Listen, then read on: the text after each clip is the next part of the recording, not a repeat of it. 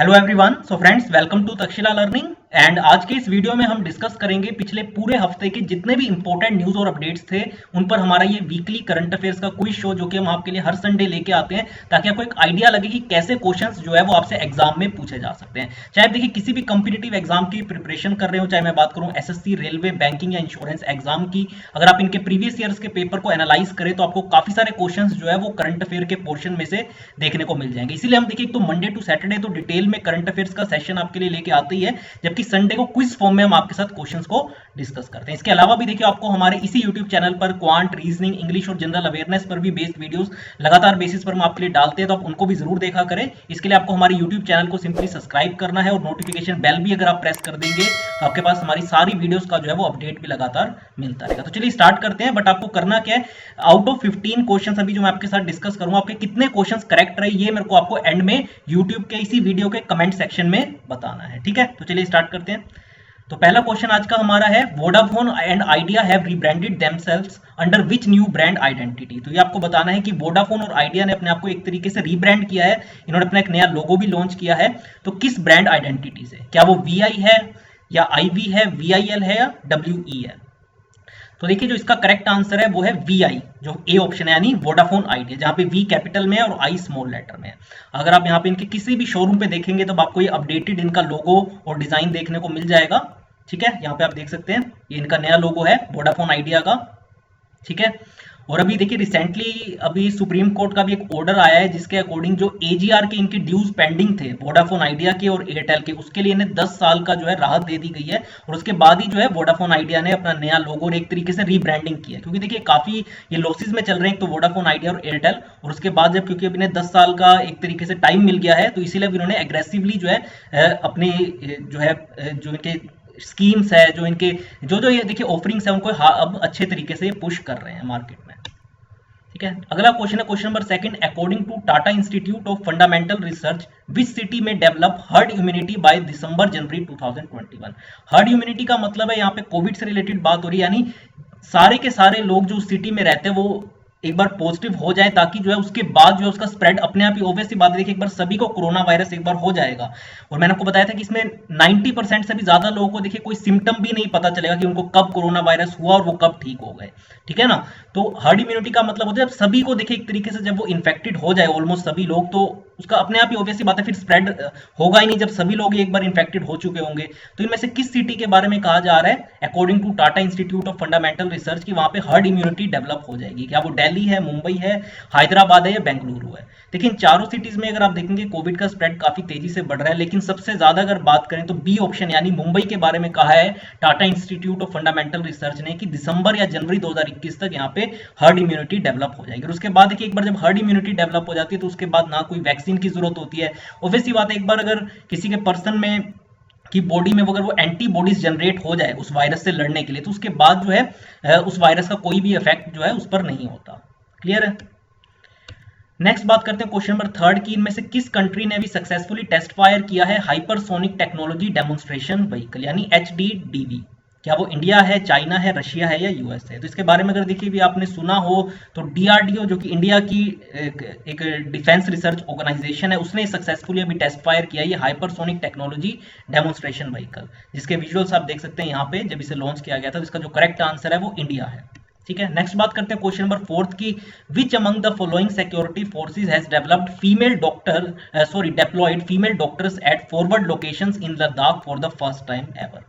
ठीक है, तो which among the following security forces has deployed female doctors forward locations पर लद्दाख के अंदर फॉर द फर्स्ट टाइम? क्या वो सीआरपीएफ है, बीएसएफ है, आईटीबीपी है या एसएसबी है? तो इसका जो करेक्ट आंसर है वो सी ऑप्शन है यानी ITBP, Indo Tibetan border police. आपको पता है देखिए इस टाइम पे लद्दाख के अंदर खासकर चाइना के बॉर्डर पर जो क्या हो रहा है एलएसी पर, आपको पता है जो तनाव बना हुआ है, तो इसको भी आप ध्यान में रख के कह सकते हैं कि पहली बार जो है फीमेल डॉक्टर्स को भी डिप्लॉय किया गया है फॉरवर्ड लोकेशंस पर। ठीक है, इसका जो करेक्ट आंसर है वो सी ऑप्शन है यानी आईटीबीपी, जिसका काम है हमारे जो इंडो तिब्बतन बॉर्डर है उसको प्रोटेक्ट करना। यहाँ पे आप उसको विजुअल्स भी देख सकते हैं, यहाँ पे एक लेडी डॉक्टर को यहाँ पे नेक्स्ट बात करते हैं क्वेश्चन नंबर 5 की कि India has signed a 500 million US dollar loan agreement with which international financial institution for Delhi Meerut regional rapid transit system corridor. क्या AIIB है, ADB है यानी एशियन डेवलपमेंट बैंक, IMF या वर्ल्ड बैंक? तो इसके बारे में देखिए मैंने आपको पहले भी बताया था, बट फॉर्मली जो अभी साइन किया गया एग्रीमेंट उसके बाद जो है मैं एक बार दोबारा आपको बता दूं कि ADB के साथ यानी एशियन डेवलपमेंट बैंक के साथ इंडिया ने ये टाइप किया है और ये दिल्ली और मेरठ के बीच में रीजनल रैपिड ट्रांजिट सिस्टम जो है ये बनाया जाएगा।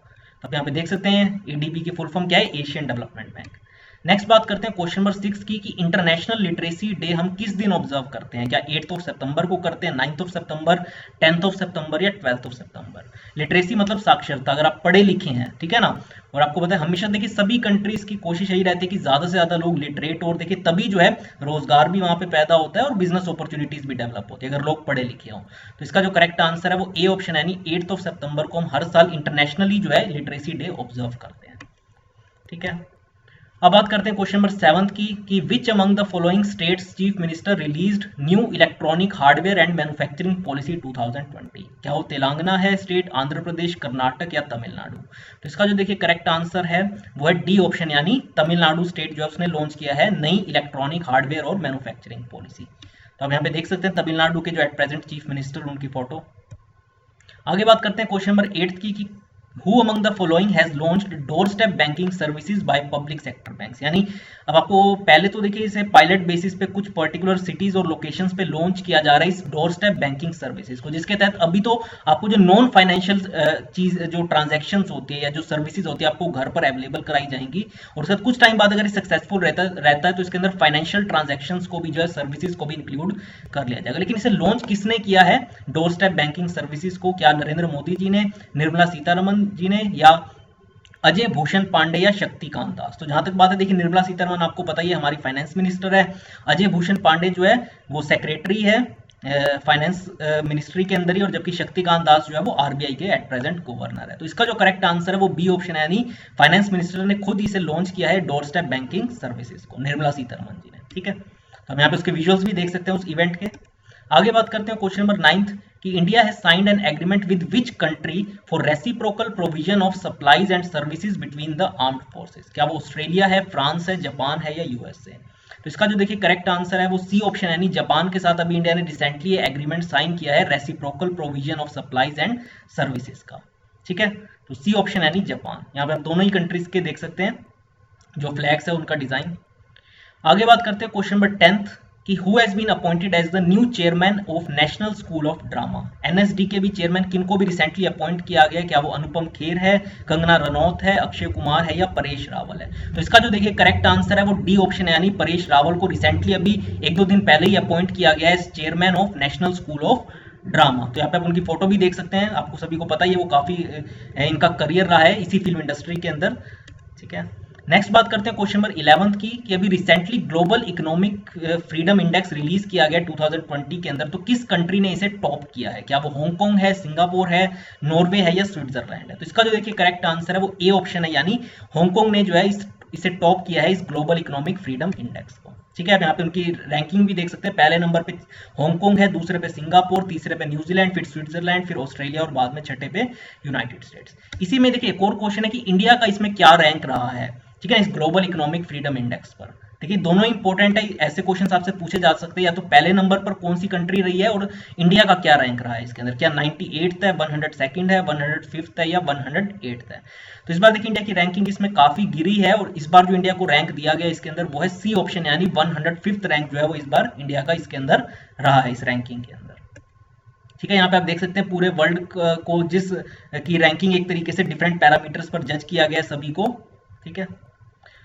अब बात करें अगर क्वेश्चन नंबर 13 की कि जो foreign ministers of which 3 Nations attended the RIC foreign ministers meeting in Moscow on 10th सितंबर? तो भी रिसेंटली जो है आरआईसी के फॉरेन मिनिस्टर्स की मीटिंग हुई थी मॉस्को के अंदर 10th सितंबर में, तो इनमें से कौन कौन सी वो कंट्रीज है जिन्होंने इसमें पार्टिसिपेट किया था इन आरआईसी फॉरेन मिनिस्टर्स की मीटिंग में? क्या वो रशिया, इंडिया, कनाडा है, Russia, India, China, Romania, India और चाइना, या रशिया, इंडिया, चाइना? तो देखिए ऑब्वियसली बात है, एक तो मॉस्को के अंदर हो रहा है तो कहीं ना कहीं आप मान के चलें कि रशिया तो इसमें पार्ट ऑब्वियसली बात लेगा ही, इसके अलावा इंडिया भी इसका देखिए मेंबर है ही, और सी से जो स्टैंड है वो है चाइना। तो रशिया, इंडिया और चाइना के बीच में भी रिसेंटली मॉस्को के अंदर फॉरेन मिनिस्टर्स की मीटिंग हुई है, और इसके बाद 1-to-1 इंडिया और चाइना के फॉरेन मिनिस्टर्स ने भी आपस में बात की थी, खासकर एलएसी पर किस तरीके से डिसएंगेजमेंट किया जाए और किस तरीके से टेंशंस को कम किया जाए। जिस टाइम पे देखिए बिल्कुल एक तरीके से वॉर टाइप सिचुएशन बनी हुई है, तो उस टेंशंस को कम करने के लिए जो है इंडिया और चाइना के फॉरेन मिनिस्टर्स की भी मीटिंग हुई थी। ठीक है, तो आरआईसी में जो कंट्रीज है वो है रशिया, इंडिया और चाइना, यानी बी ऑप्शन इसका जो है करेक्ट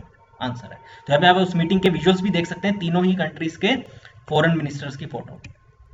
लास्ट सेकंड क्वेश्चन है कि विच among the following religious places was recently granted foreign contribution regulation act FCRA registration, जिसके तहत इन्हें जो है ये बाहर से भी एक तरीके से डोनेशन जो है वो ले सकते हैं किसी दूसरी कंट्री से भी। तो किस रिलीजियस प्लेस को जो है इसके अंदर ये ग्रांट एक तरीके से मिली है फॉरेन कंट्रीब्यूशन रेगुलेशन एक्ट के तहत? क्या वो वैष्णो देवी है, काशी विश्वनाथ टेम्पल, सोमनाथ टेम्पल या गोल्डन टेम्पल? तो देखिए अभी रिसेंटली ये 2-3 दिन पहले ही जो है गोल्डन टेम्पल यानी ये डी ऑप्शन जो है गोल्डन टेम्पल को ये एक तरीके से मिला है ये ग्रांट, जिसके तहत जो है बाहर से भी कॉन्ट्रीब्यूशन एक तरीके से फंडिंग ले सकते हैं डोनेशन के तौर पे। हम यहाँ पे देख सकते हैं गोल्डन टेम्पल की फोटो। और आखिरी क्वेश्चन आज का हमारा है, Northrop Grumman has named its next Cygnus spacecraft after which Indian descent astronaut? तो किसके नाम पर रखा गया इन्होंने जो अगला इनका सिग्नस स्पेसक्राफ्ट है उसका नाम? क्या वो कल्पना चावला है, राकेश शर्मा है, सुनीता विलियम्स है, या नन ऑफ दीज?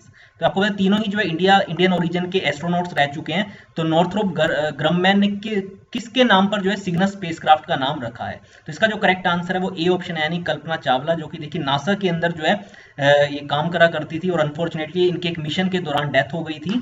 तो कल्पना चावला के नाम पे जो है इसको रखा गया स्पेसक्राफ्ट का नाम। ठीक है, आप उनकी फोटो भी यहाँ पे देख सकते हैं। तो ये थे देखिए हमारे पिछले पूरे हफ्ते के टॉप 15 क्वेश्चंस, और कोशिश रहती है देखिए हम इसी तरीके से जितने भी इंपॉर्टेंट आपसे एग्जाम में पूछे जा सकते हैं क्वेश्चंस हम उन्हें डिस्कस करते हैं इसी तरीके से। इसलिए आप हमारे साथ सिंपली यूट्यूब के थ्रू जुड़े रहें, हमारे चैनल को सब्सक्राइब करें। मैंने आपको बताया करंट अफेयर के अलावा भी आपको क्वांट, रीजनिंग, इंग्लिश और जनरल अवेयरनेस पर भी वीडियोस लगातार बेसिस पर मिलेंगी।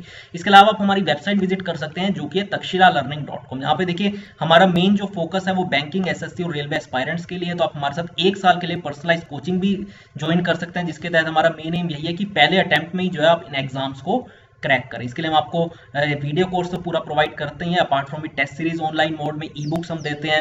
ठीक है, 1-to-1 आपका व्हाट्सएप ग्रुप क्रिएट करते हैं ताकि आप इंस्टेंटली क्वेरीज रिजॉल्व करा सके। लाइव क्लासेस के थ्रू भी हम करते हैं आपके जितने भी डाउट्स है या टॉपिक्स को कंडक्ट। इसके अलावा जो है वीकली बेसिस पे आपके असाइनमेंट्स और परफॉर्मेंस को भी इवेल्युएट किया जाता है। तो इसके लिए आप हमारी वेबसाइट विजिट करें और यूट्यूब चैनल को तो सब्सक्राइब कर ही लें। तो आज की इस वीडियो में इतना ही फ्रेंड्स, थैंक्स अ लॉट।